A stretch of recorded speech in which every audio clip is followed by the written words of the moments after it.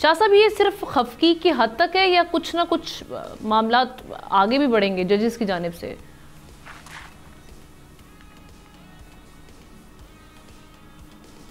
देखिए, मेरे ख्याल में जैसे डॉक्टर साहब ने कहा कि डॉक्टर मंसूर और डॉक्टर आयशा मलिक को वाकई उस दुख का इजहार नहीं करना था। ये बस वंस डन इट्स डन। अगर आपके मुल्क के अंदर चाहे वो ठीक तरीके से हुई है, गलत तरीके से हुई है, आप उसको कोएर्शन कहते हैं,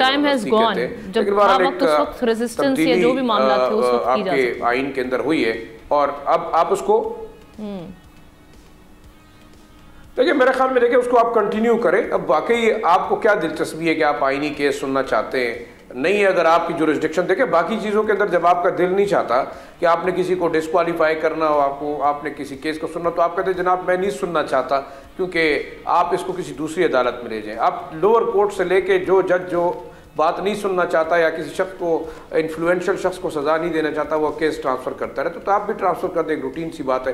तो डॉक्टर साहब ने जो बात की, मैं उस पर आता हूँ। देखिए, मेरे ख्याल में हमारे यहाँ हर बंदों के अपने दुख हैं, हर बंदे के अपनी प्रायोरिटीज़ है, हर बंदे की जो है वो अपनी सोच है। और मेरे ख्याल में जजेस भी शायद इसलिए खुश और खफा है जस्टिस मंसूर साहब की खफगी की एक बड़ी वजह यह है कि शायद वो चीफ जस्टिस नहीं बन सके। ये एक वजह भी हो सकती है। चले हम इसको मान लेते हैं, लेकिन दूसरा ओवरऑल देखा जाए तो आपकी अदालतें इस वक्त लोगों को देख क्या रही हैं? 62,000 केसेस तो अपनी जगह पे, लेकिन आप ये बताएं आपकी जो एंटी टेररिस्ट फोर्स है आपके मुल्क के अंदर, मैं उस पर इसलिए बात करूंगा कि वो दुख हमारा दुख है। यहाँ तकरीबन कम से कम 3-3.5 दहशतगर्दों को गिरफ्तार किया गया है, उनको सजाएं दी गई हैं, मिलिट्री कोर्ट्स ने उनको सजाएं दी, लेकिन ये अदालतें उनको बार बार छोड़ रही हैं। अब सोचने वाली बात यह कि आखिर वो जो आम लोग हैं, ग्रास रूट लेवल के जो लोग हैं, उनके मसाइल को क्या होगा? और इस वक्त सबसे बड़ा दुख हमारे जो सुप्रीम जुडिशरी का उसको आइनी जो मामलात हैं उनको ज़्यादा उनकी दिलचस्पी है। बेशक ये टाइम भी गुजर जाएगा, फिर एक टाइम आएगा कि शायद ये कहते हैं ना कि 180 डिग्री पे ये चीज़ चेंज हो जाएगी, हुकूमत आ जाएगी, शायद उनकी मर्जी की भी आ जाए।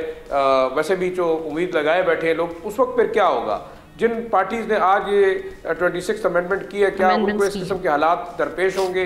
क्या जजेस जो उनकी मर्जी के नहीं होंगे, क्या उनको इस किस्म के हालात होंगे? मेरे ख्याल में आपने हर चीज़ को इतना पोलराइज कर दिया है, आपने जुडिशरी को भी कंट्रोवर्शियल कर दिया है, और जिस तरीके से आपने ओवर बर्डन कर दिया है इस मुल्क के शहरियों को। देखिए 10-10 लाख और 8-8 लाख के आपके सिर्फ अलाउंसेज हैं, 6-6 लाख के आपके घरों के, और आपने जजेस की जो तादाद ज़्यादा की है, वो कौम के ऊपर बोझ नहीं होगा? अगर आप कौम पे फाइनेंशियल बर्डन आपने डाल दिया है और फिर भी यही हालात हो गए, जजेस सिर्फ छोटी-छोटी बातों पे आपस में एक दूसरे को रिमार्क्स पास करते हैं। मेरे ख्याल में असल रूट ये जिसके लिए कहा जा रहा था कि जी बड़ा बर्डन है, वो एड्रेस होगा या नहीं, आगे जाके देखेंगे।